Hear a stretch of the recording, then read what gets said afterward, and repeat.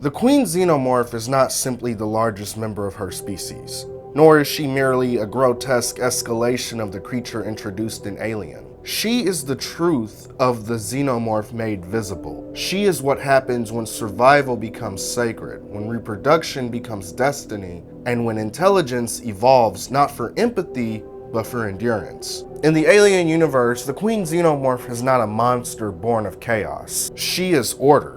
Brutal, uncompromising order. Biologically, the Queen represents the apex of Xenomorph evolution. Reinforced exoskeleton and expanded cranial structure distinguishes her from drones and warriors, but her true power lies in her function. She's a living engine of continuity, capable of producing entire colonies through her eggs. The ovipositor that anchors her to the hive transforms her body into infrastructure. She's not meant to roam, she's meant to remain, to build, to persist. And yet, when threatened, she can detach herself from this system, abandoning long-term reproduction for immediate survival. And that single act reveals something crucial. The Queen understands priorities. She understands consequences. This understanding extends to her children.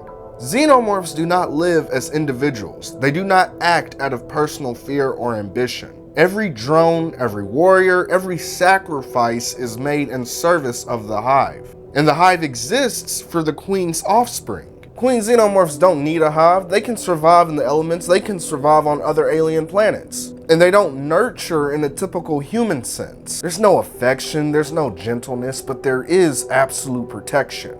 Her eggs are guarded. Her facehuggers preserved. Her soldiers deployed with purpose. To destroy her brood is not simply to kill, it is to erase the future. And the Queen knows this. This awareness is most clearly demonstrated in Aliens. In a moment that contains no dialogue and no violence, it reveals more intelligence than any act of aggression. When Ellen Ripley enters the egg chamber armed with a flamethrower and grenades, she doesn't immediately attack. Instead, she fires flames into the air, then lowers the flamethrower next to an egg. This is a threat, a warning. And the Queen understands it instantly. She signals her guards to stand down, the drones retreat showing they understand, and Ripley is allowed to leave. This is not instinct, this is negotiation. The Queen recognized in that moment that retaliation would mean annihilation. She values her offspring more than vengeance. But when Ripley breaks that truce and destroys the eggs, that's when the Queen responds with relentless fury. From that moment on,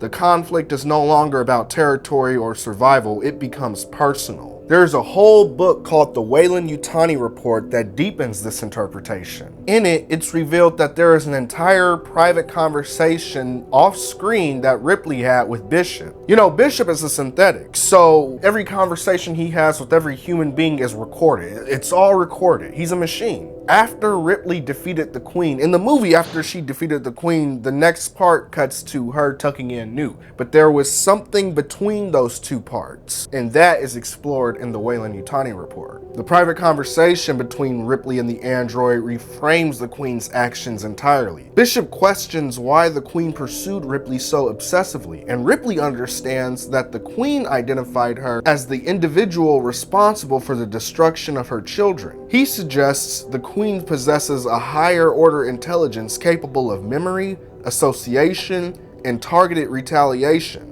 In other words, the Queen did not see Ripley as prey. She saw her as an executioner.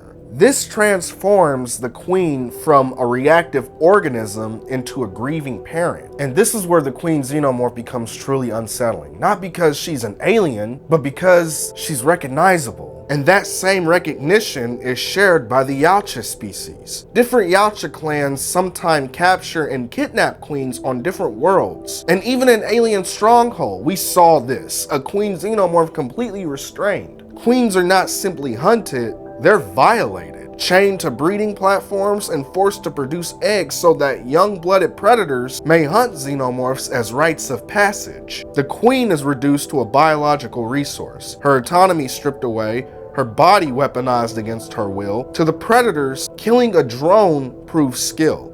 Killing a queen proves dominance. But controlling a queen proves something darker, ownership, dominion over reproduction itself. And right here is where the alien universe reveals its most disturbing undercurrent. From the very beginning, Alien has used body horror as an allegory for sexual assault. Facehuggers do not ask. They strangle you, they put you to sleep, and while you're asleep, they impregnate you. Chest bursters do not wait. The horror is not death, it's invasion. The Queen Xenomorph exists at the center of this theme, embodying both victim and perpetrator within a system that treats bodies as vessels and reproduction as conquest. When predators restrain a queen and force her to breed, the franchise confronts us with the brutal mirror. This is not just exploitation of an alien species, it's a reflection of how power has historically treated women's bodies in the real world. Reduced to function, denied agency, valued only for what they can produce. The horror is not metaphorical, it is structural. The Queen understands threats because she has lived them. She understands violence because she is born into it. Her intelligence is shaped by a universe that does not allow mercy, and yet, within that cruelty, she can still exhibit restraint, memory, and purpose. She does not kill indiscriminately. She does not waste resources. She responds proportionately until she is pushed beyond forgiveness. Xenomorphs don't seek individual survival, they seek continuation. They do not ask why, they do not hesitate. In contrast, humanity and even the predators cloak their violence in ideology, profit, or honor. The Queen needs no justification. Her morality is simple, terrifying, and honest. Protect the hive, ensure the future. That's it. And perhaps that's why she unsettles us so deeply, because when we strip away language, law, and illusion, the Queen Xenomorph represents life reduced to its truest form. Survival without narrative, reproduction without consent, and power without apology. In a way, she is not evil, she is inevitable.